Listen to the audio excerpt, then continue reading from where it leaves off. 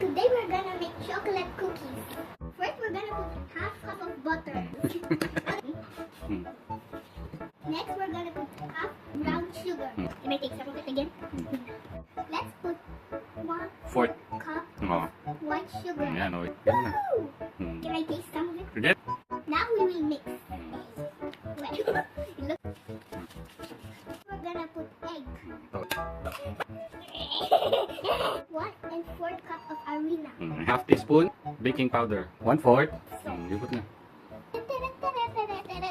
Hershey's butter. Next, harina. Harina. O yan, lagyan na natin.